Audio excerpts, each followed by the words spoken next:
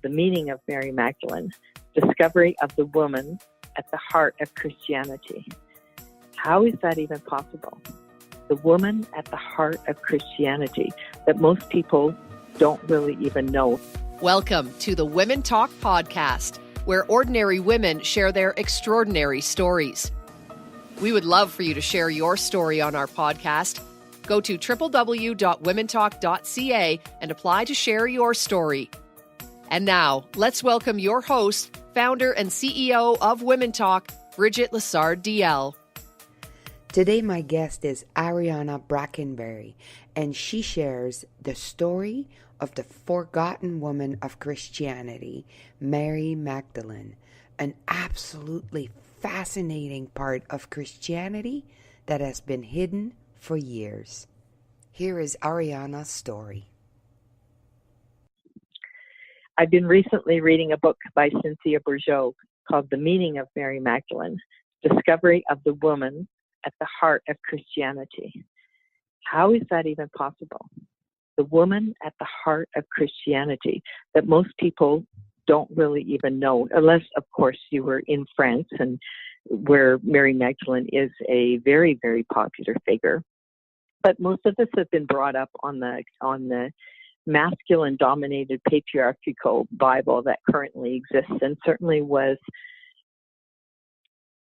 instrumental in pushing women away from any kind of power. Mary Madgalene was an amazing woman. I think most people have heard her name, but they don't really understand what her role was. She was a very critical person in the time of Jesus' life and in the space of holding the energy of what he came to do on the planet. I personally believe she was his partner. And certainly they were both part of the Essene community that really had all the beliefs and practices that Jesus tried to bring into place as part of anchoring the Christ consciousness on the planet. So why is it that she was put down so deeply and that she had to fight to be actually even heard? Mary Magdalene was one of the three women at the crucifixion. And I think if any of us can think of a loved one being nailed to a cross and having to have the courage and the training to be able to hold space for that and knowing what was about to transpire is beyond most of our comprehensions. She was trained in the mystery schools in Egypt, as was Jesus, in order to bring this Christ consciousness onto the planet. And she was there watching, and most of us can't even begin to imagine what it would feel like to be able to be present and hold space to allow that to occur. And especially Mother Mary standing there watching her son being crucified. And it wasn't pretty. It wasn't like most of the statues show with a little bit of this and that. It was gory. It was awful. And so that gives you the idea of the depth of her, but the training that she had to be able to hold space for that. Mary Magdalene was also called the disciple to the disciples. And she was the first person that Jesus came to after the crucifixion, saying, "Bring the word that I am back and go tell all the good news." And so what happened? What happened during that time that she got written out pretty much? And she was portrayed as being a prostitute, as being a sinner, by what's called the master story. And this is part of Cynthia Bourgeault's book, where she talks about how the story was constructed to maintain the patriarchal structures that were also in existence at that time. So she was essentially someone that understood his teachings deeply.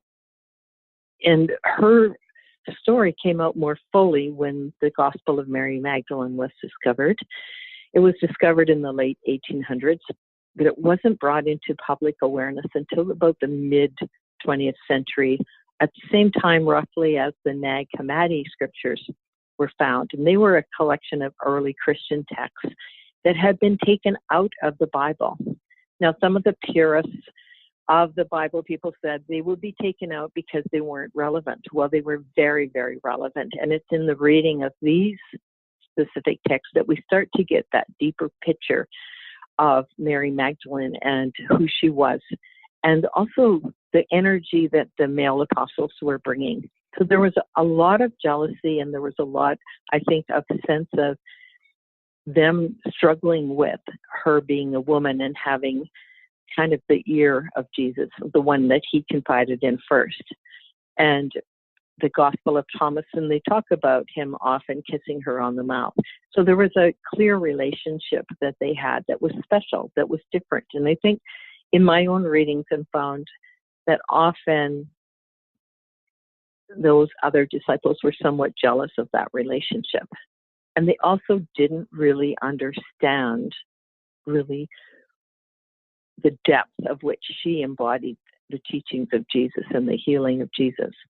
So she was brought into having to go forward and moving away from the main area where the disciples were and traveling to France following the crucifixion. And that's where many of these scenes went. They ended up in France in the south, and they were actually part of the Essene community that was centered at Bougueras, one of the most famous mountains on the planet, and one with amazing energy and ley lines. So they were very well versed in energy and healing and natural remedies. And they knew where the ley lines were, and they knew where the energy centers were. And in essence, today, we're often so bombarded with other things that we don't often take the time to feel the energies of the planet. But the Essenes were really amazing at doing that.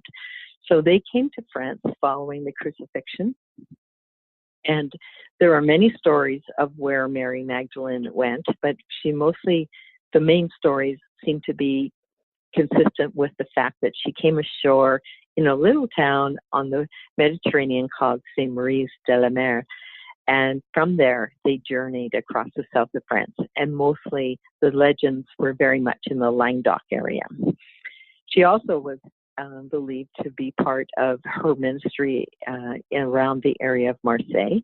And there's certainly a beautiful cave that's in Saint Maximin de la Baume that is not too far from Marseille.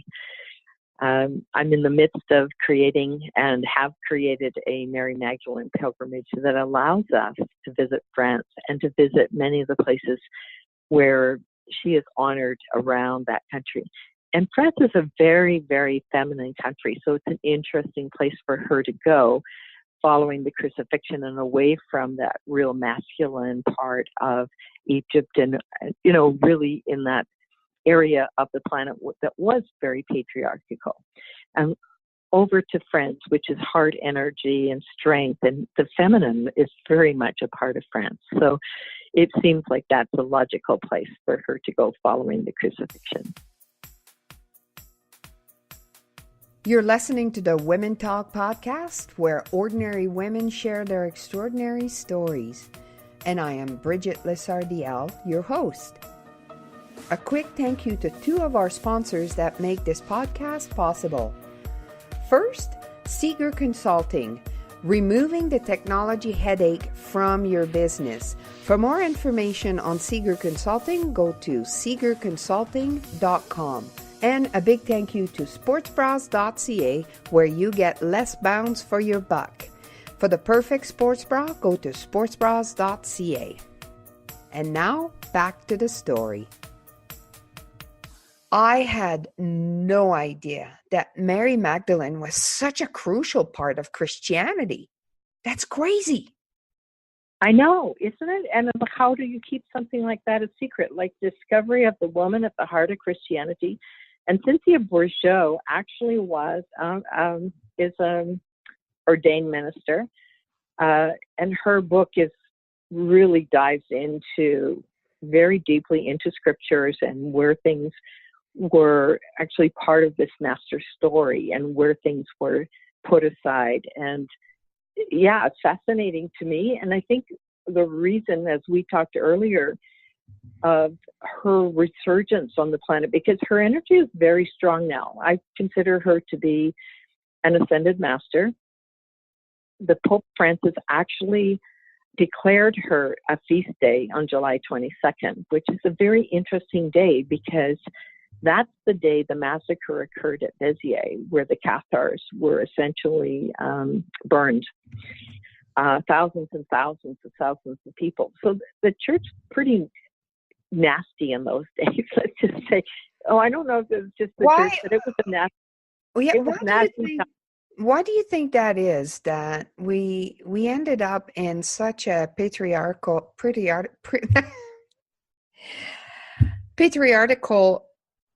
culture? How did that happen? Well, it happened from because it got set in place very, very early. You can tell by if Cynthia Bourgeault goes into this, how did it get shifted from here's this woman who is the disciple to the disciples, who is essentially written out of the story because they didn't want her in the story. They portrayed her in a way that made her look like a sinner or a prostitute. So it wasn't in their interest to have women have the power or be equal to the men. So yeah, it's fascinating how that all happened. And it's very much connected into the power that certainly the early people that were setting up the Gospels and deciding what should be what should be shared, what shouldn't be shared, what was taken out. It is a fascinating story. How did you come to the conclusion that she was married or with Jesus? Well, I've read many, many, many books. And so there's a lot of books being channeled right now about that time. But also even in the scriptures, and Cynthia Bourgeault in this book very much goes into that relationship. And there's a thing in the church where they wanted this asceticism, this whole thing of priests being male and non-sexual. And so, really what Cynthia Bourgeault talks about very much is the actual text in those new Gospels that indicate more deeply what their relationship was. So it's that book plus many, many of the other books that I've read that there seems to be a common conclusion. There was a movie called The Da Vinci Code that actually talked very much about the relationship. And of course, it's a novel, it's a movie, but I think it started to create a lot more thought around it. Was this really true? Who was she, and why was she standing there watching the crucifixion? Yeah, and actually that's one of the first time I got thinking about this. It was from the Da Vinci Code and all the documentaries around this, and of course the Last Supper's painting, which a lot of people are saying that the person to his right was Mary Magdalene. Yes, and of course there are those that will deny, but I think all of it is really, we can be bombarded with all sorts of information, but the reality is most of it is conjecture and puzzling, putting together pieces of a puzzle to start to flesh out what the real story was. Do we know where she died? Well, that's an interesting story. There is, on our trip, we'll be visiting St. Maximum de la Baume. I don't know if I'm saying that right, which is essentially, there is a legend that says she was buried there. So that's one of the possible places. There's also a legend that says that she was at Bukhara. So I don't know where she's buried. And even in the Louvre, there's lots of things with Mary Magdalene, and they're supposedly having some of her remains there. So there's lots of legend, and there's lots of, people want to claim these things, right? So it's like, I don't know if it even matters. Yeah. You know what I mean? No, it doesn't. You're right. It's just so fascinating to me how women have been erased from history. It's just mind-boggling. Tell me about Bukhara, the mountain. What is that about? I don't know about it. Well, it is, Oh, I've got. It was actually a place where people thought were at the December, what was it, 2012, where the end of the world was coming. Where that was kind of where the people that were going to be saved from this, whatever was going to happen. But it's a very famous mountain. It's got tons and tons of energy.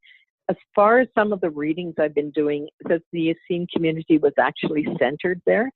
So they would have picked a spot that actually had strong energy lines on it. And certainly anything, if you go and read a little bit about Mount Bugara, it is very clear that there's tons and tons of stuff that's there. And it is conjectured as well that Jesus is buried there.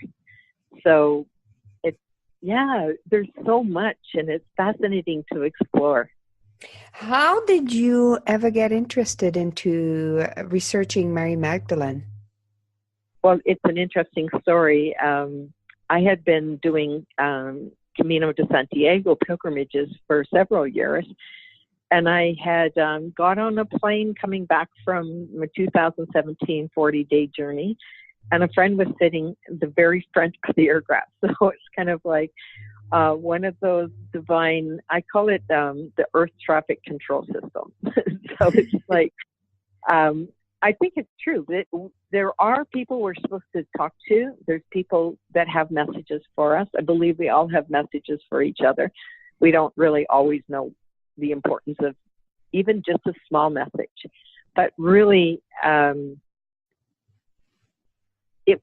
that was the beginning. And my friend June said, "Why don't you come to a party tomorrow?" And my brain was thinking, that's the last thing I really want to do after a 40-day pilgrimage. But we ended up by the baggage together for half an hour, and she said, "I have something important to talk to you about." And so I decided to go to this party, and we got some quiet time together. And she said, "Here's these 3 books that I'm fascinated by." And it was my mind thinking, and she's saying, "I think you're supposed to do a pilgrimage here." And I'm thinking, oh my God, like really? It was nothing that I'd ever planned. Of course, most of my life is nothing that I ever planned. But I read those 3 books. And there's the books by Kathleen McGowan that talked about the expected one. And it's similar to the Da Vinci Code in some ways. I think a lot of these books are based on a lot of research, but there's also some creativity involved in them. So I read those 3 books, and I was really feeling like that connection. And so I made the decision. I did my first pilgrimage last fall, and it was kind of our inaugural one where we checked out the different places. And it was amazing, actually. And places that we went, we were in places where many people were burned at the stake, where people were, the whole Cathars that were connected with the Essenes were exterminated in the 12th century, which is we talk about some of the things on the planet today, but seriously, I don't know how far we've evolved, Bridget. Well, at least we're not burning people at the stake. Well, and I think when you talk about women and not having a voice, I think part of it is that whole thing that the women that were healers were actually, people were afraid of them because they had that much power. And I think that's where the burning of the stake came in. And they would throw women weighted down into the water and drown them. And if they came back up, they were totally witches. And if they died, they didn't care. But it was incredible. It's not surprising that so many of us as women have had a hard time with the throat chakra and finding our voice. Mm-hmm. Yeah, because although it's hundreds of years ago, it's in our DNA. It's totally in the DNA, and it's totally what we're carrying forward. I believe that this is the time for women to start to claim that power back, and so that it's a balance. It's not about being better than men. It's about how do we create that beautiful balance that would have been part of these Essene communities where there's just this naturalness of respect. And we are, making progress, but it feels like sometimes it feels very, very slow, especially as we know on the planet right next door to us there's movement, not just in the U.S., but in Canada, in Ontario, and certainly coming up to the elections that are coming forward, and the candidates are picking up on that male, like it's so strong in the U.S. that it's almost like giving permission to the men to start to roll back some of the progress that has been made. Well, we're not going to let that happen, Ariana. No, we're not. We are not. I just find it absolutely fascinating. I am not a religious person, but I must tell you that you have absolutely piqued my curiosity. And I think one of the reasons why I am not a religious person, it is because it is so male dominated. That's how it feels to me. And I've never realized this until I started talking with you and about Mary Magdalene, and like you're shifting something in me. I'm absolutely intrigued with all of this. So before we go, tell us about your pilgrimage that you have coming up. Oh my gosh, it's so exciting. So we're going off on the 30th of April to France for 2 weeks, basically. And we're visiting many of the places. Like there are Églises de la Madeleine all over France. It's quite an amazing thing. So we're starting in Paris. We're going to the famous Cathedral of Chartres, which has a labyrinth in it. And we're just following kind of, I think, the trail of her energy. We head south, and then all along, we go up to that cave where she was reputed to have died. We come to the place where she came ashore, and then we move over to Languedoc. And it's in the Languedoc area that there's so much energy and so many legends. So it's a very small group. We have actually 4 people, two main people leading and 2 assistants, and room for 8. So if people are interested in going with you, where do they sign up? Where do they get the information? They can get it at the marymagdalenepilgrimages.com, or they can call me. It's getting close to departure time, so if somebody is thinking, there's some space left, but it is certainly not going to remain open. So they can call me. Oh, sorry. And what's your phone number? Yeah. It's 403-608-4274. And are you going to be doing more pilgrimage in the future about Mary Magdalene? Yes, there's one. I'm pretty sure it's going to be in May next year, roughly May 5th to, I think, the 20th. When will the tickets for that come available? After we come back. Okay. Great. Because what happens usually when we're on the trip, there's tweaks and there's things that we realize that we want to change. And it's always, roughly will be the same length, but I think there'll be a slightly different itinerary, but it will be not really publicized until after we come back. What a beautiful story. What a beautiful journey this will be. MaryMagdalenepilgrimage.com is where you get your tickets. And thank you, Ariana Brackenbury, for such a beautiful story. If you have a burning desire to share your story with our audience, apply to be on our podcast. To apply and find a full list of our podcasts, go to www.womentalk.ca.